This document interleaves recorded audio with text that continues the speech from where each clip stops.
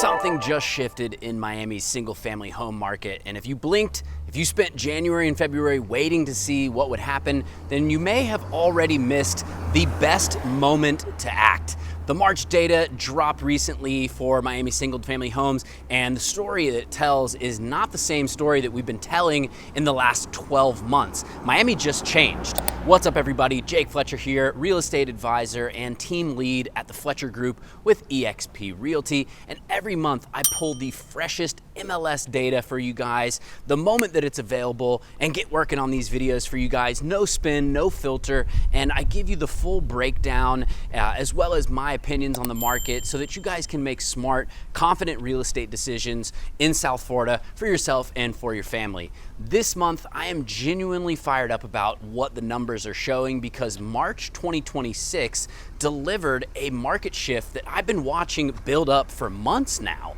And we're gonna cover the full pipeline, from sales, new listings, inventory, months of supply, pricing, days on market, all of it, okay? And at the end of the video, I'm gonna tell you guys exactly what I think this means and what you should be doing right now to plan and prepare for this market. So if you want to talk strategy one-on-one, the booking link is in the description down below to book a one-on-one directly with me. And without any further ado, let's go ahead and get into it.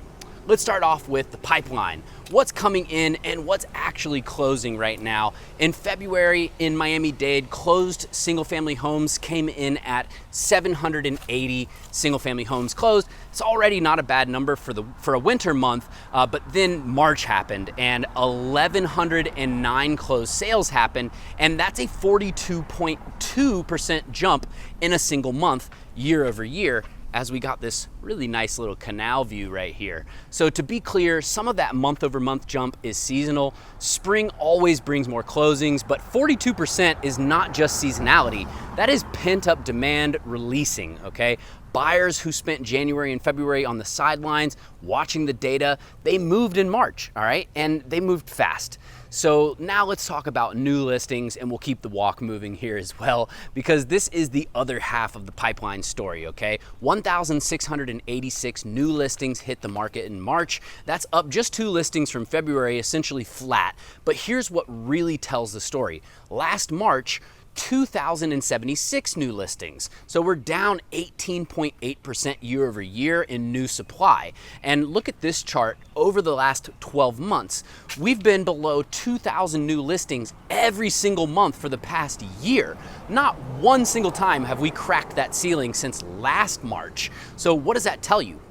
Tells you that sellers aren't flooding the market. Supply is constrained, demand has just recently surged, and that combination has a name, and buyers know it. Spring showed up in Miami like a freight train, and the inventory didn't expand to meet it. Active listings and months of inventory is coming up next here, and I want you guys to pay very close attention to this chart because what happened between February and March is one of the most dramatic single month shifts that I have seen in this data in years, honestly. So active supply came in at 5,876 homes in March, okay? That's down from 6,206 in February, a 5.3% month over month reduction, and year over year, that's down 429 listings or 6.8% from last March's 6,305. So fewer homes to choose from. At the same time, sales are surging. That's a supply demand squeeze forming in real time. But the number that really tells the story is months of inventory. 8 months in February and then 5 months in March. So from 8 to 5 in 30 days. That's a 3-month compression in a single data cycle. And I want to put that into context for you because it really matters enormously. 1 to 3 months is a seller's market. Sellers have the leverage. 4 to 6 months is a balanced market. Negotiating power is shared. And then greater than 6 months is a buyer's market where buyers hold the cards, okay? So we just went from firmly in buyer's market territory to the middle of a balanced market in 1 month. And look at this 5-year chart. Last March, we were at 6 months of inventory, okay? We averaged 7 for most of 2025. Last time we were at 5 months of inventory was August of 2024. And before that, we were consistently at 4 to 5 back in 2023. So this is not a blip. This is basically the spring turn happening faster than anyone expected and definitely faster than normal. So if you're a buyer who's been waiting for the right time, I want you to understand what this chart is telling you. The conditions that gave you maximum negotiating power, they are actively eroding, but they're not gone yet, but they are eroding, okay? That window is not guaranteed to stay open, all right? Now, next graph is failure versus flex is what I'm calling it. Expired listings on one side, those are the failures, and then closed price to original price ratio on the other side, that's the flex. So let's start with the expireds. 1,713 listings expired without a sale in March. That's up from 1,449 in February, an 18.2% jump in a single month. And year over year, that's up 5.2% from 1,629 expireds last March. Now, before that number alarms you, let me give you the context. More expireds in a rising activity month makes sense. More homes are going to be on the market, more homes are being tested at price points that the market won't support, and some of those listings expire. That's a natural filter. But here's the lesson that expireds are teaching us. Even in a market that is clearly heating up, price discipline still wins. Sellers who come in overconfident and overpriced or without a skilled advisor, basically going on a fishing trip or going without a fishing guide, the market expires them, okay? Which makes the close to original price ratio so interesting. March came in at 95.3%.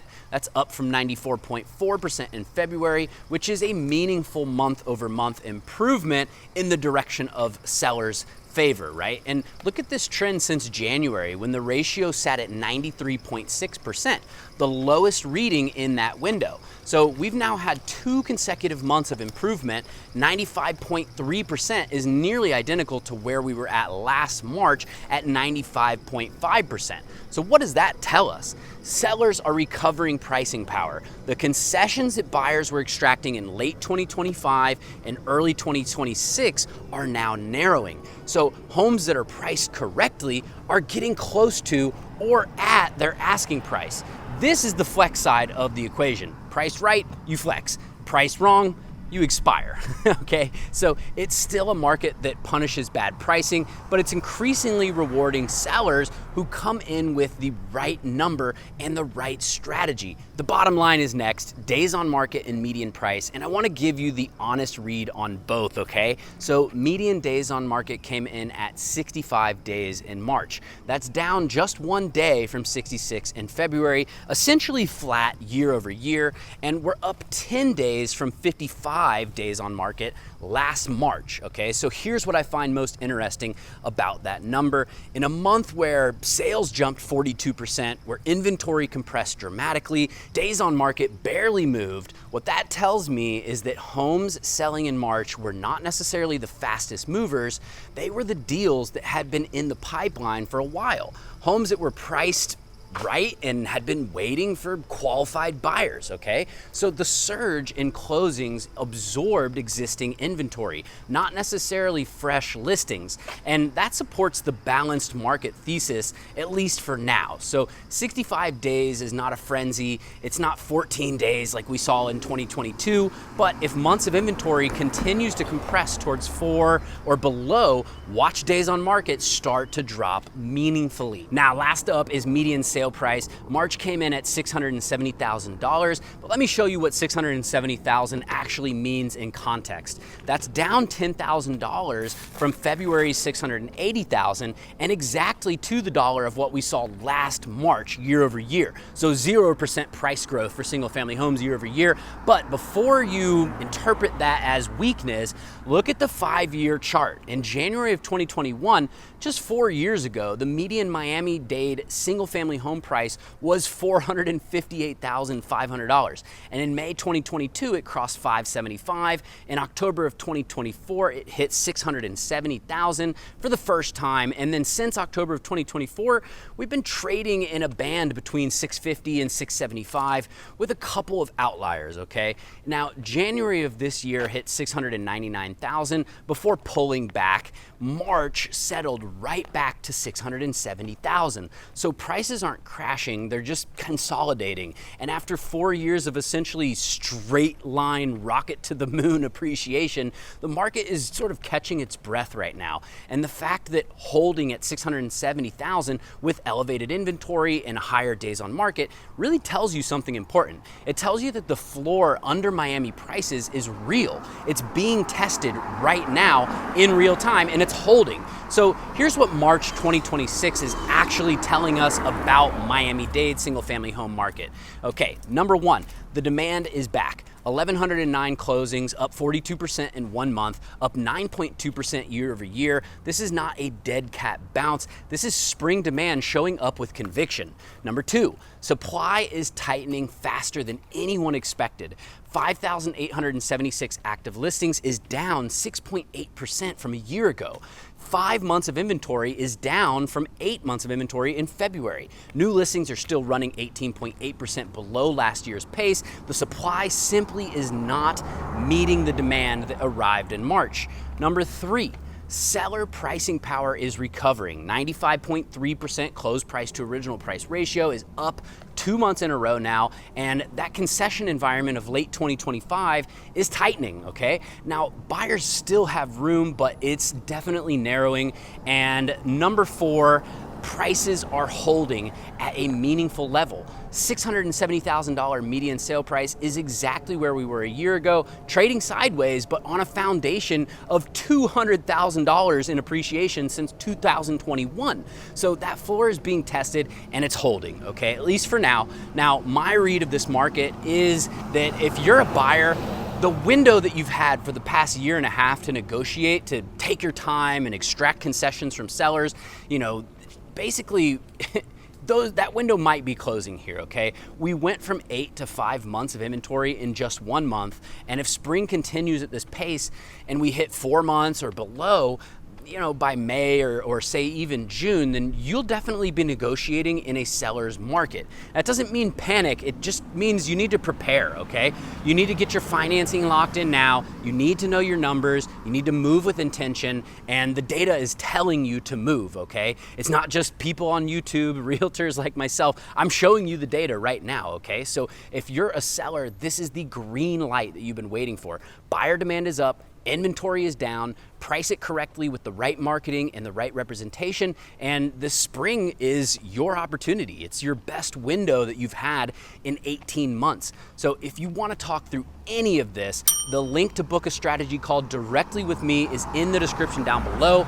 I work personally with every single client and I answer every single message, every single call, every single DM. So subscribe and smash the notification bell if you appreciate that.